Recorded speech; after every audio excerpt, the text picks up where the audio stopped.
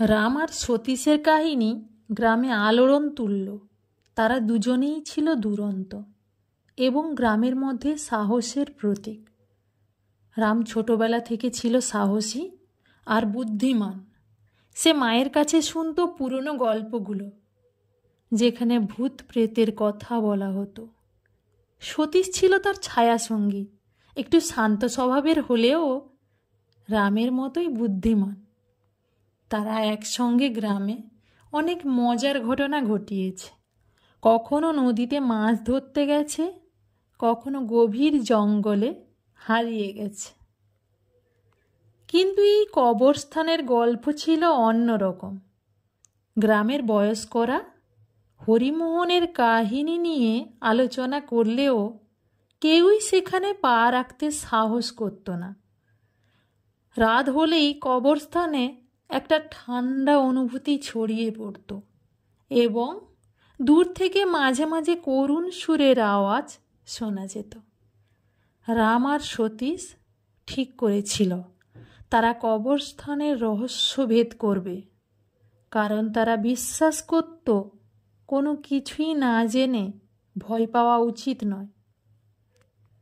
পূর্ণিমার রাতে যখন তারা কবরস্থানে ঢোকে, চারপাশটা যেন হঠাৎই অন্ধকার হয়ে যায়।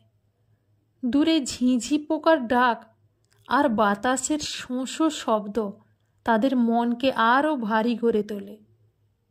রাম হাতে লণ্ঠন নিয়ে সামনে হাঁটছিল, সতীশ পেছন থেকে তার কাঁধে হাত রেখে চলছিল। হঠাৎই মাটির নিচে একটা ঠোকাঠুকির শব্দ শোনা গেল, যেন কেউ বুট পরে হাঁটছে। সতীশ আতঙ্কে বলল, রাম, তুমি শুনতে পাচ্ছ? রাম মাথা নেড়ে এগিয়ে এলো। কিছুক্ষণ পর তারা দেখতে পেল কবরগুলোর মাঝখানে দাঁড়িয়ে আছে সেই ছায়ামূর্তি। তার দেহটা ঝাপসা, কিন্তু চোখ দুটো ঠিক যেন মানুষের মতো, বিষণ্ণ আর কিছুটা ভয়ঙ্কর। তার সোনার লাঠিটা হাতের মুঠোয় শক্ত করে ধরেছিল।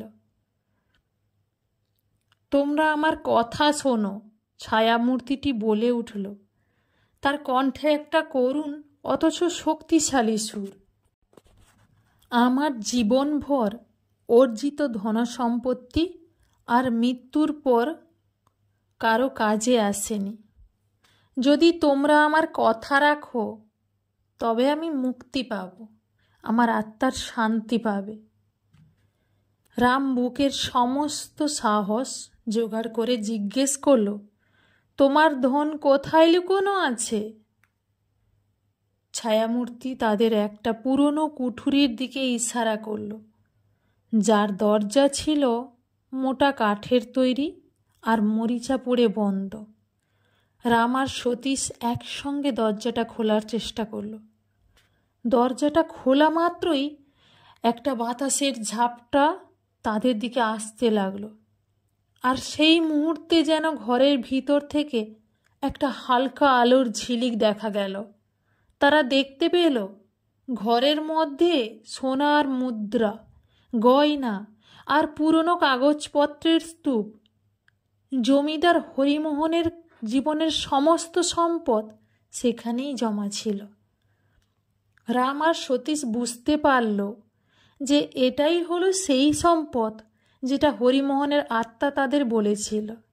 হরিমোহন চেয়েছিল তার এই সমস্ত সম্পদ যেন গ্রামের গরিবদের মধ্যে বিলি করে দেওয়া হয়। এই সম্পদ যদি গরিবদের মাঝে বিলিয়ে দেওয়া যায়, তবে গ্রামের জীবন একদম পাল্টে যাবে। পরের দিন ভোরেই তারা গ্রামবাসীদের ডেকে আনে। সবাই অবাক হয়ে দেখে রাম আর সতীশ কি পেয়েছে। তারা ধীরে ধীরে সেই সম্পদ গ্রামের মানুষদের মধ্যে বিলিয়ে দিতে শুরু করল এবং তাদেরকে সমস্ত কিছু খুলে বলল। জমিদার হরিমোহন তাদের কি কি বলেছিল সমস্ত কিছু খুলে বলল। জমিদার হরিমোহনের করুণ কণ্ঠ যেন তখনও বাতাসে প্রতিধ্বনিত হচ্ছিল। আমার ইচ্ছে পূরণ হয়েছে, আমার ইচ্ছে পূরণ হয়েছে, আমি আজ খুব খুশি, আমার আত্মা শান্তি পাবে, আমার আত্মা এবার মুক্তি পাবে। এরপর কবরস্থানের পরিবেশটা যেন বদলে গেল। রাত হলে আর কোনো ছায়ামূর্তি দেখা যেত না, বরং গ্রামের লোকজন বলতো সেখানে এখন শুধু শান্তি আর নিস্তব্ধতা বিরাজ করে। রাম আর সতীশ গ্রামের নতুন নায়ক হয়ে উঠল এবং গ্রামের সবাই খুব সুখে শান্তিতে বাস করতে লাগলো।